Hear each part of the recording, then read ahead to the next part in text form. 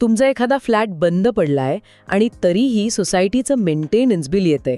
तुम्ही विचार करताय, मी राहतच नाही तर पैसे का देऊ? हो, हा प्रश्न बऱ्याच जणांना पडतो. या प्रश्नानंतर आजच्या भागात आपण काय कव्हर करणार आहोत ते थोडक्यात सांगते. आज आपण पाहणार आहोत की फ्लॅट रिकामा असताना देखभाल शुल्क का द्यावे लागते, कायद्यात खरोखर काही सवलती आहेत का, आणि जर सोसायटी मनमानी करत असेल तर सामान्य नागरिकांचे अधिकार काय आहेत. अगदी. आणि यात काही महत्वाचे कायदेशीर बारकावेही आपण उलगडणार आहोत. अशीच उपयुक्त माहिती तुम्हाला हवी असेल तर आपलं महसूल शाही चॅनल लगेच सबस्क्राईब करा. हा व्हिडिओ शेवटपर्यंत बघा, कारण मध्येच आपण या विषयाची अत्यंत महत्त्वाची माहिती देणार आहोत, जी तुम्हाला भविष्यातही खूप उपयोगी पडेल. चला तर मग कायद्याचं आणि तुमच्या फायद्याचं बोलूयात. नक्कीच, सुरू करूया. गेल्या व्हिडिओवर अनेकांनी कमेंट्समध्ये नैसर्गिकरित्या हा प्रश्न विचारला होता की फ्लॅट रिकामा असताना आणि त्याचा वापर शून्य असताना देखभाल शुल्क का द्यावे. हा प्रश्न खूपच रास्त वाटतो ना? हो, म्हणजे माझ्या अनुभवातून सांगतो, हा प्रश्न जवळजवळ प्रत्येक गृहनिर्माण संस्थेत विचारला जातो. बघा कसं असतं, गृहनिर्माण संस्थेचं मेंटेनन्स म्हणजे केवळ पाणी किंवा कचरा उचलण्यापुरतं मर्यादित नसतं. अच्छा, मग त्यात आणखी काय काय येतं? त्यात संपूर्ण इमारतीची सुरक्षा व्यवस्था, लिफ्ट चालवण्याचा खर्च, सामायिक जागेची स्वच्छता, जनरेटर आणि अग्निशमन यंत्रणेचा खर्च समाविष्ट असतो. हे सगळे स्थिर खर्च आहेत, जे फ्लॅट बंद असला तरी सुरूच राहतात. माफ करा, मध्येच थांबवते, पण मग काहीच सवलत मिळत नाही का? कारण जर माणूस तिथे राहतच नाहीये तर वापर तर शून्य आहे. हो, नाही, अगदी योग्य प्रश्न आहे. आपण महाराष्ट्र सहकारी गृहनिर्माण संस्था कायदा आणि त्यातील नियम जर सविस्तर बघितले तर कायद्याने मेंटेनन्स पूर्णपणे माफ करण्याची तरतूदच दिलेली नाहीये. म्हणजे थोडक्यात सांगायचं तर मी फ्लॅट वापरत नाहीये म्हणजे माझा खर्च शून्य, हा जो एक गैरसमज लोकांमध्ये आहे तो पूर्णपणे चुकीचा आहे. अगदी बरोबर. हा गैरसमज आज आपण फोडून काढायला हवा. सामायिक सुविधा वापरण्याचा अधिकार आणि ती वास्तू सुस्थितीत राखण्याची जबाबदारी ही मालकावरच राहते. तुम्ही तिथे राहा किंवा नका राहो, मालकी हक्क तुमचाच आहे ना? हो, अगदी बरोबर. 1 मिनिट, हे खूप महत्वाचं आहे. तुम्ही याबाबत कधी विचार केला आहे का? कमेंट सेक्शनमध्ये सांगा. आणि अशीच महसूल आणि कायद्यांशी संबंधित सर्व प्रश्नांची उत्तरे मिळवण्यासाठी आपला महसूल शाही यूट्यूब चॅनलला भेट द्या आणि चॅनलला आत्ताच सबस्क्राईब करा. आणि प्रेक्षकांनो, या मेंटेनन्सच्या बाबतीत मी तुम्हाला एक स्टेप बाय स्टेप चेकलिस्ट देतो, जी प्रत्येकाने तपासून पाहिली पाहिजे. सांगा ना, त्याचा नक्कीच फायदा होईल. 1. तुमचे बेसिक मेंटेनन्स तपासा. 2. सिंकिंग फंड आणि रिपेअर फंड बघा. आणि 3. प्रत्यक्ष वापरावर आधारित पाण्याचं स्वतंत्र मीटर आहे का ते तपासा. हे लक्षात ठेवा, म्हणजे पुढे अडचण येणार नाही. ही चेकलिस्ट खूपच सोपी आणि स्पष्ट आहे. पण यातील सिंकिंग फंडाबद्दल अनेकदा वाद होतात.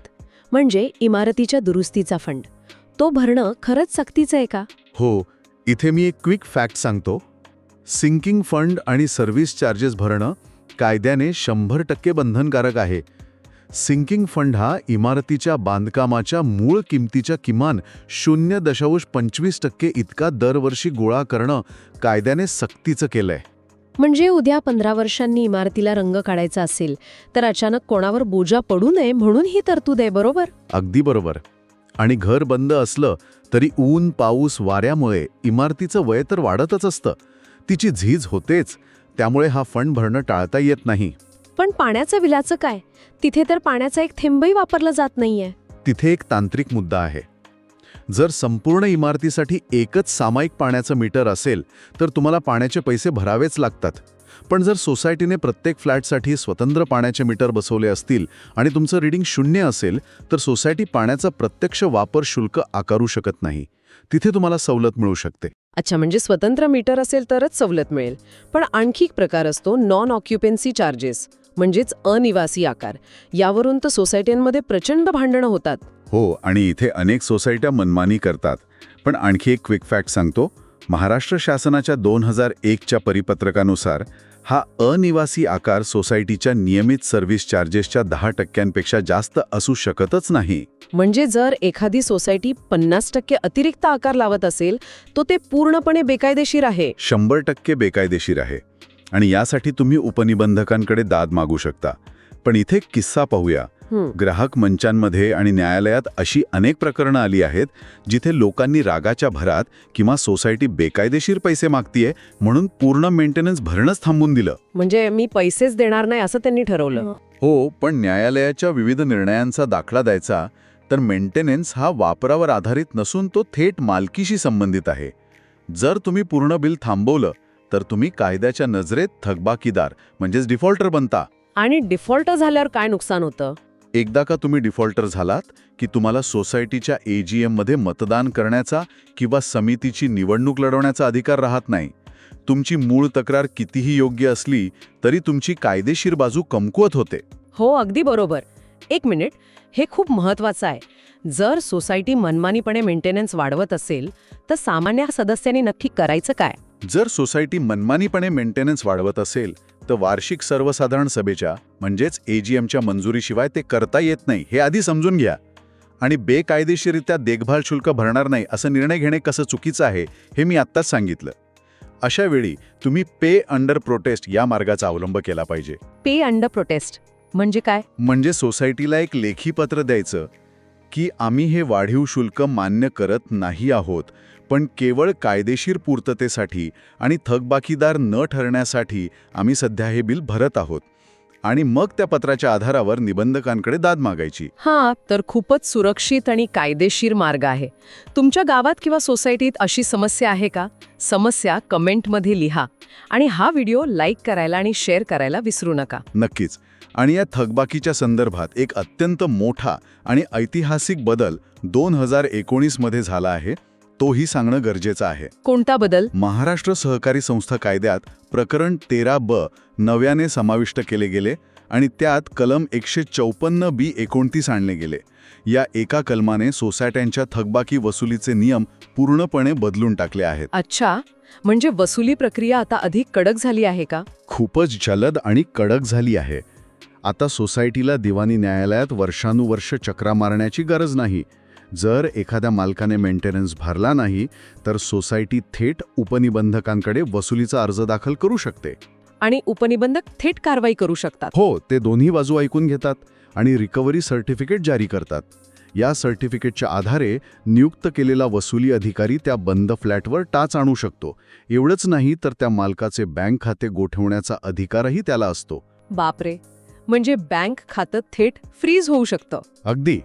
आणि अत्यंत टोकाच्या परिस्थितीत थकबाकी वसूल करण्यासाठी तो फ्लॅट लिलावात काढण्याची कायदेशीर मुभा देखील कायद्याने दिली आहे. त्यामुळे मेंटेनन्स न भरणं हा अतिशय महागात पडणारा हट्ट ठरू शकतो. खरंच, हे ऐकून तर अनेकांचे डोळे उघडतील. पण काही लोकांचा असाही आक्षेप असतो की बिल्डरने अजून प्रकल्प पूर्ण केलेला नाही, क्लब हाऊस दिलेला नाही, मग आम्ही सोसायटीला पैसे का द्यायचे? हा सुद्धा एक गैरसमज आहे.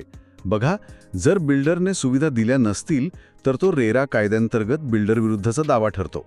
पण एकदा का सोसायटी स्थापन झाली आणि तिने ताबा घेतला की सोसायटीचा दैनंदिन सामायिक खर्च सुरू होतो.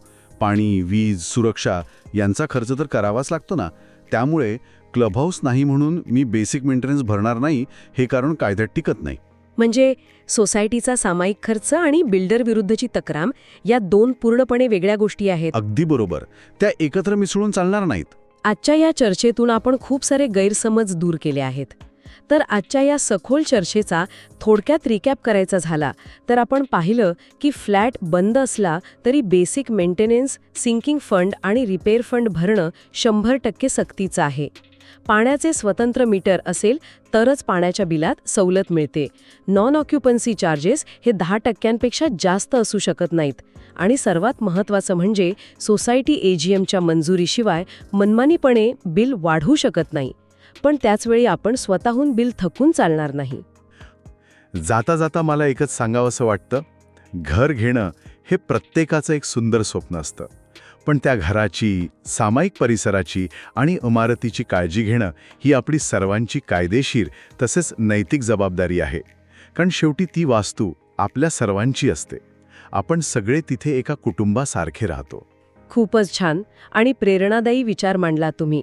हा व्हिडिओ आपल्याला आवडला असेलच. असेच महसूल आणि इतर सर्व कायद्यांबाबत सोप्या भाषेत मार्गदर्शन तुम्हाला यापुढेही हवंय, मग आपला महसूलशाही YouTube चॅनल तुमच्यासाठी आहे. आणि प्रेक्षकांनो, तुम्हाला पुढच्या व्हिडिओसाठी कोणता विषय हवा आहे हे आम्हाला कमेंट्समध्ये नक्की सुचवा. पुढच्या भागात आपण पाहणार आहोत की 7-12 उतार्यावर योग्य पद्धतीने नोंदी कशा तपासायच्या. त्यामुळे तो भाग अजिबात चुकू नका. तुम्ही सर्वजण आपल्या चॅनलच्या व्हॉट्सॲप आणि टेलिग्राम ग्रुपमध्ये सुद्धा सामील होऊ शकता. हो, तिथे आपण अशीच महत्त्वाची माहिती शेअर करत असतो. हा व्हिडिओ आपल्या मित्रांना गावातल्या व्हॉट्सॲप ग्रुपमध्ये जरूर फॉरवर्ड करा, जेणेकरून माहिती प्रत्येक गरजू व्यक्तीपर्यंत पोहोचेल. व्हिडिओ आठवणीने इतरांनाही जरूर शेअर करा, कारण आम्हाला विश्वास आहे की ज्ञान हे प्रत्येकाचा हक्क आहे. आज इथेच थांबूया. लवकरच भेटू पुढील भागात. धन्यवाद. जय महाराष्ट्र.